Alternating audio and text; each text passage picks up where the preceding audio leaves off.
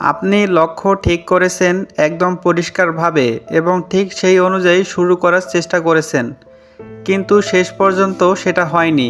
এটা একবার নয়, এরকম কয়েকবার হয়। হঠাৎ করে আপনার লক্ষ্য বদলে গেল। এমনটা অনেকের জীবনে ঘটে। আসলে এটা শুধু আপনার সমস্যা নয়, এটা এমন এক বাস্তবতা যা আমরা সবাই চোখে আঙ্গুল দিয়ে দেখলেও স্বীকার করতে চাই না। অনেক সময় আমরা লক্ষ্য ঠিক করি, বড় বড় স্বপ্ন দেখি, ডাক্তার হব, ইঞ্জিনিয়ার বা সফল উদ্যোক্তা হতে চাই। অনেকে আছে লক্ষ্য ঠিক করলো ইঞ্জিনিয়ার হতে চায়, সেই অনুযায়ী কাজ করতে শুরু করলো, কিন্তু কয়েকদিন যাওয়ার পর সিদ্ধান্ত নিল আমার দ্বারা ইঞ্জিনিয়ার হওয়া সম্ভব নয়। আমার চেয়ে কত মেধাবী স্টুডেন্ট আছে, তারা ইঞ্জিনিয়ার হতে পারছে না, আর আমার দ্বারা তো সেটা সম্ভব না, আমি তো তাদের মতো মেধাবী না। এই ভেবে তার সামনে এগিয়ে যাওয়া আর হয় না।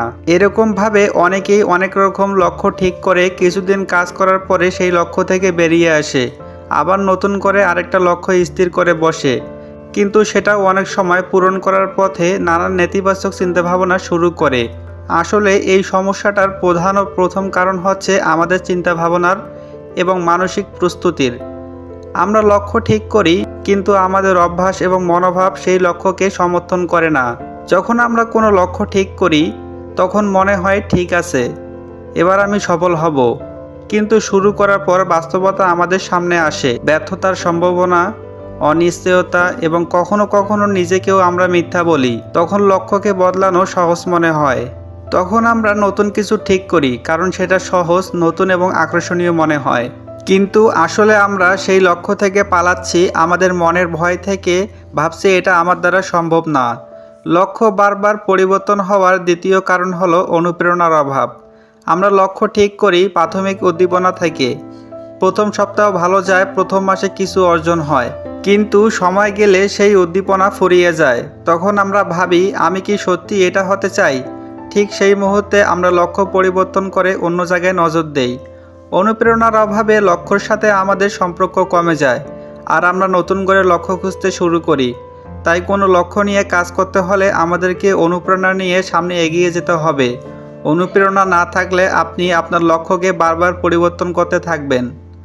লক্ষ্য পরিবর্তন হওয়ার তৃতীয় কারণ হলো পরিপূর্ণতা বা নিখুঁততার অপেক্ষা। আমরা চাই সব কিছু একেবারে ঠিকঠাক হোক। আমি যদি এখন পুরোপুরি প্রস্তুত না হই, তাহলে লক্ষ্য নিয়ে কাজ শুরু করব না। কিন্তু বাস্তবতা হলো, প্রস্তুতি নিয়ে কখনো লক্ষ্য স্থির করা যায় না, আর আমরা প্রস্তুতির অপেক্ষা করতে করতে সময় নষ্ট করি এবং লক্ষ্য হারিয়ে যায়।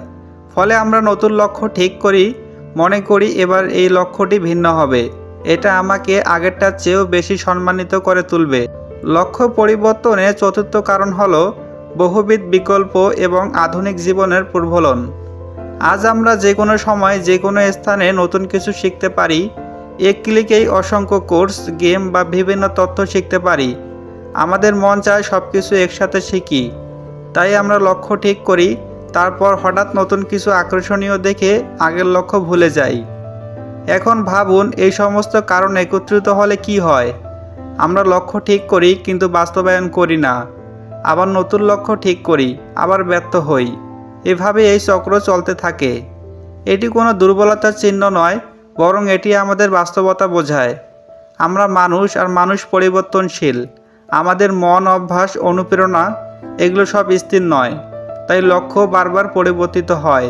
কিন্তু এখানে একটি জিনিস জানা গুরুত্বপূর্ণ, লক্ষ্য পরিবর্তন হওয়া মানে ব্যর্থতা নয়।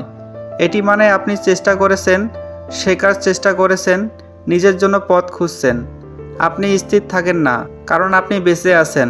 আপনি নতুন কিছু চাচ্ছেন, নতুন কিছু পরীক্ষা করছেন। যারা এক লক্ষ্য ধরে রাখে, তারা ব্যর্থতার ভয় কাটিয়ে ওঠে। তারা ছোট অভ্যাস গড়ে তোলে। তারা জানে লক্ষ্য শুধু স্বপ্ন নয়, সেটা বাস্তবায়নের জন্য প্রতিদিন কাজ করতে হয়।